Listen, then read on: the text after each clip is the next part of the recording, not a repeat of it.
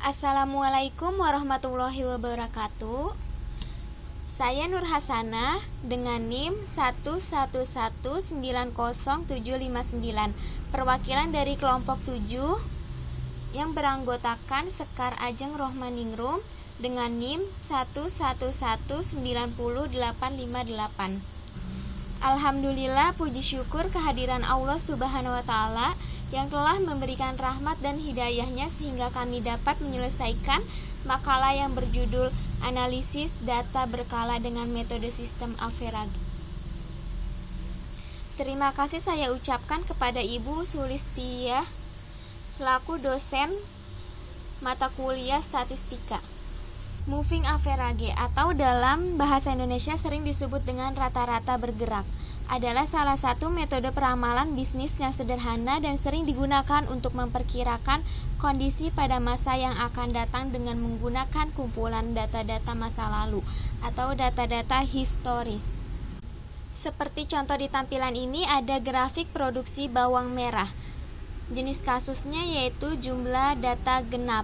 Ada tahun, ada data jumlah bawang merah. Nah, metode moving average juga terbagi menjadi dua, yaitu rata-rata bergerak sederhana dan rata-rata bergerak tertimbang. Rata-rata bergerak sederhana sendirinya ada rumus N1 ditambah N2 ditambah N3 dibagi N. N1 itu yang artinya jumlah data pertama, N2 jumlah data kedua, N3 jumlah data ketiga dibagi N-nya banyaknya data. Nah, seperti contohnya rata-rata bergerak sederhana per 3 tahun pada tahun 2003. Nah, untuk mencari rata-rata bergerak sederhana, jumlahkan data selama 3 tahun berturut-turut. Hasilnya diletakkan di tengah tahun tersebut. Seperti contohnya tahun 2003. Hasilnya nanti diletakkan di tahun 2003 sebesar 1781833. Jumlahkan data berikut selama 3 tahun berturut-turut dengan meninggalkan tahun yang pertama. Jadi tahun pertamanya itu nggak usah dihitung, jadi langsung tahun kedua, tahun ketiga, tahun keempat. Nah, jumlah datanya ini hasilnya ditaruh di tahun ketiga karena tahun ketiga adalah tahun yang tengah. Setelah itu ada rata-rata bergerak tertimbang. Untuk mencari rata-rata bergerak tertimbang, yaitu jumlahkan data selama 3 tahun berturut-turut. Bagilah hasil penjumlahan tersebut dengan faktor pembagi 1, 2, dan 1. Lalu dibagi 4. Nah, seperti contohnya rata-rata bergerak tertimbang pada tahun 2003. Jadi pada tahun pertama itu dikosongkan, tidak usah dihitung. Untuk tahun keduanya dikalikan 1, tahun ketiganya dikalikan 2, tahun keempatnya dikalikan 1. Seperti contoh di sini. Nah, lalu dibagi 4 dan hasilnya 24, 8, 1, 5, 12. Dalam metode moving average juga ada menentukan untuk nilai tren. Tren adalah gerakan berjangka panjang yang menunjukkan adanya kecenderungan kenaikan dan penurunan secara keseluruhan. Komponen tren ini dapat ditunjukkan dengan garis regresi yang bersesuaian dengan titik-titik time series, baik yang memiliki slope atau sudut positif maupun negatif. Nah, untuk menentukan nilai tren, kita harus mencari nilai Y1 dan Y2. Menentukan nilai Y1-nya, itu kita cari dulu semi totalnya. Untuk kelompok 1, karena semi moving average itu adalah pembagian kelompok menjadi 2, jadi dibagi 2 dulu untuk kelompok 1 dan kelompok 2. Nah, untuk kelompok 1 dicari dulu semi totalnya. Nah, semi totalnya berapa? Dijumlahinnya dari B4 sampai dengan B9. Dan hasilnya 4675, 456. Lalu kita cari semi average. Nah, semi average-nya ini yang disebut dengan Y1 atau Y2. Untuk mencari semi average-nya yaitu semi total dibagi banyaknya jumlah data. Tadi datanya dari B4 sampai dengan B9 berjumlah 6 data. Jadi dibagi 6 dan hasilnya 779.242,6667. Taruh untuk Y1 karena Y1 hasil semi average dari kelompok 1. Untuk kelompok 2 sama, caranya seperti itu. Kita cari semi total terlebih dahulu, lalu kita cari semi average-nya. Menentukan nilai B-nya, rumusnya yaitu Y2 dikurangi dengan Y1 dibagi banyaknya data. Seperti ini. Y2 dikurangin Y1 dibagi banyaknya data, tadi ada 6.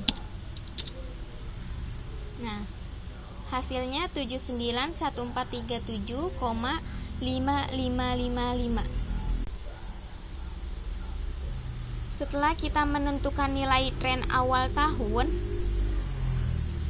kita sudah menentukan nilai B atau rata-rata pertumbuhan nilai tren tiap tahun. Lalu kita menentukan persamaan tren yang rumusnya Y sama dengan A ditambah BX. Y adalah data berkala atau time series atau taksiran nilai. Sedangkan A adalah nilai tren pada tahun dasar. Sedangkan B adalah rata-rata pertumbuhan nilai tren tiap tahun dan X merupakan variabel waktu, bisa hari, minggu, bulan, atau tahun. Seperti contoh soal ini, nilai tren awal tahun 2009 dengan tahun dasarnya 2004. Karena di soal tahun dasarnya 2004 dan 2004 ini termasuk ke dalam kelompok pertama, jadi yaitu masuknya ke Y1. A-nya kita ambil dari Y1 tahun 2004 ditambah B-nya yang sudah kita cari tadi dikalikan X. Nah, X-nya ini kita ambil dari nilai tren awal tahun 2009 karena yang ditanya di tahun 2009. 2009 trennya berapa? Kita lihat. Nilai X tahun 2004. Nah, 2009 kita cari 2009. Nah, X-nya adalah 5. Jadi Y1 sebagai A ditambah B dan dikalikan X-nya adalah 5, hasilnya 4736430,444. Sama dengan nilai tren awal tahun 2013 juga seperti itu. Dengan menggunakan rumus Y sama dengan A ditambah BX. Cuman yang membedakan di sini di datanya nggak ada tahun 2013. Jadi kita tambahin sendiri tahun 2013 pada dasar 2004 kita tambahin di tahun 2013 kita taruh di nilai X tahun 2004. Setelah 8 adalah 9. Jadi nilai X untuk tahun 2013 adalah 9. Nah, hasilnya seperti ini. Lalu kita ingin mencari nilai tren awal tahun 2009 dengan tahun dasarnya 2010. Tahun dasar 2010 itu masuknya ke Y2 karena dia termasuk ke dalam kelompok 2. Kelompok kedua. Nah, Y2-nya sebesar 921311. Itu untuk Y tahun 2010. Karena kita ingin meramal awal tahun 2009, jadi kita lihat dulu nilai X untuk tahun 2009. 2009 nilai X-nya adalah tahun 2009 nilai X-nya adalah -1, karena kita ngambilnya pada dasar tahun 2010, jadi -1 seperti ini. Lalu kita ingin mencari nilai tren awal tahun 2015 dengan tahun dasar 2010. Nah, seperti tadi 2015-nya kan nggak kelihatan. Jadi kita di sini tulis 2015-nya untuk nilai tren tahun 2005. Kita tulis 2015-nya. Nah, untuk nilai X-nya, karena tahun dalam kasus grafik produksi hanya tahun 2012, jadi untuk mencari peramalan tahun 2015, kita lihat dulu untuk tahun 2013, 14, 15. Tahun 2012 itu nilai X-nya 2. Tahun 2013 nilai X-nya 3, tahun 2014 nilai X-nya 4, dan tahun 2015 nilai X-nya adalah 5.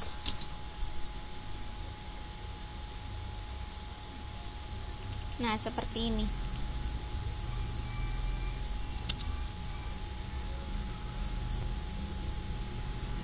Setelah itu ada grafik produksi bawang merah dengan kasus data genap kelompok ganjil. Kenapa data genap kelompok ganjil? Karena jumlah datanya ini genap, tetapi di saat dibagi 2, kelompok 1 jumlah datanya ganjil, kelompok 2 juga datanya ganjil. Nah, untuk mencarinya itu sama, untuk mencari periode dasar awal tahun 2002 dan awal tahun 2009. Untuk tahun 2002 sebagai nilai tengah. Karena di saat data sudah dibagi dua kelompok, nah kelompok 1 ini dibagi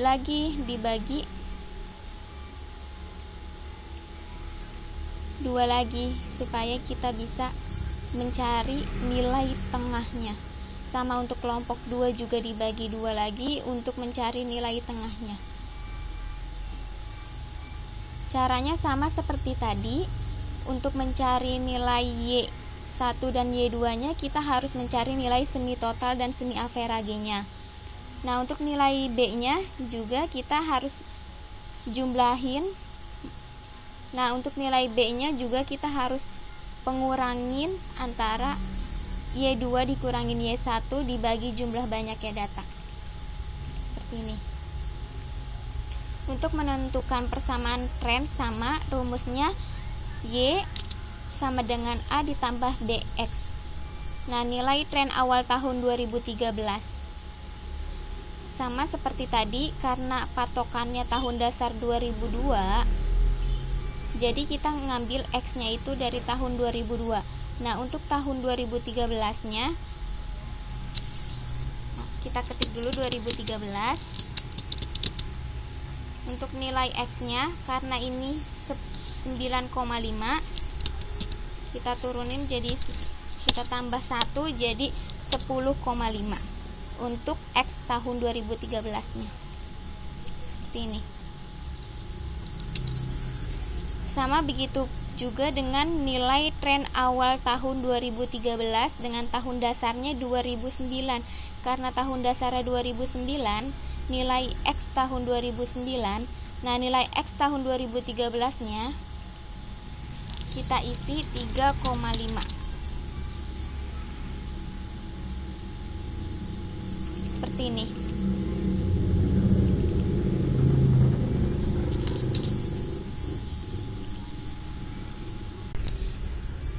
Setelah itu ada grafik produksi wortel. Kasus datanya data ganjil. Nah, data ganjil juga caranya ada 2. yaitu dengan memasukkan periode tahun atau dengan menghilangkan periode tahun. Nah, seperti ini kan nilai tengahnya ada di tahun 2006 karena datanya ganjil dan ini menggunakan sistem memasukkan periode tahun. Jadi 2006-nya ditaruh lagi untuk kelompok 2 dan 1. Jadi masing-masing kelompok ada tahun 2006-nya. Bedanya dia mencari B. Mencari B-nya itu dia Y2 dikurangin Y1 per jumlah banyaknya data dikurangin 1. Nah, untuk nilai tren awal tahun 2015 dengan tahun dasarnya 2003 sama rumusnya yaitu Y sama dengan A ditambah BX. Seperti ini. Dikalikan 12 karena tahun 2015 itu nilai X-nya 12. Seperti tadi kita jumlahin dulu, di akhir tahun kan ada jumlah X-nya 9. Dijumlahin lagi, 2013-nya adalah 10, 2014-nya 11, 2015-nya adalah 12. Nah, untuk grafik produksi wortel kasus data ganjil dengan menghilangkan periode tahun, nah tahun tengahnya kan 2006, jadi 2006-nya itu dihilangkan, tidak usah dihitung. Bedanya yaitu di rumus B. Rumusnya B sama dengan Y2 dikurangin Y1 per N ditambahin 1. Hasilnya seperti ini. N-nya itu banyaknya data ada 6, kita hitung. Dalam satu kelompok ada 6 data, 1, 2, 3, 4, 5, 6. Sama, kelompok 2 juga ada 6, 1, 2, 3, 4, 5, 6. Nah, setelah itu kita mencari nilai tren awal tahun 2015 dengan tahun dasarnya dia 2009. Rumusnya Y sama dengan A ditambah BX. Nah, dia tahun 2015-nya nilai X-nya sebesar 7. Nah, metode moving average juga ada peramalan atau sering disebut dengan forecasting. Peramalan didefinisikan sebagai proses peramalan suatu variabel atau kejadian di masa yang akan datang dengan berdasarkan data variabel yang bersangkutan pada masa sebelumnya atau masa lampau. Grafik produksi bawang merah. Dia dari tahun 99 sampai dengan tahun 2012. Nah, kita mau meramal untuk tahun 2015, 2014, 13, dan 12. Maka dari itu kita harus menggunakan forecasting. Kita lihat di menu data, lalu kita klik forecast sheet. Nih. Saya contohin untuk data ganjilnya, misalkan. Untuk data ganjilnya mencari tren data ganjil atau untuk data ganjilnya untuk data ganjilnya mencari forecastingnya, kita blok tahun awalnya sampai dengan tahun akhirnya. Lalu kita klik data pada menu utama, lalu kita klik forecast sheet, akan tampil seperti ini. Klik optionnya. Nah, kita mau startnya ini, kita mau tahu produksinya itu dari tahun berapa, dari tahun 2012 misalkan. Nah, kita pengen ngeramal tahun berapa, misalkan tahun 2018. Lalu ini kita pilihnya average. Setelah itu kita create. Akan muncul seperti ini. Sekian dari kelompok 7. Assalamualaikum warahmatullahi wabarakatuh.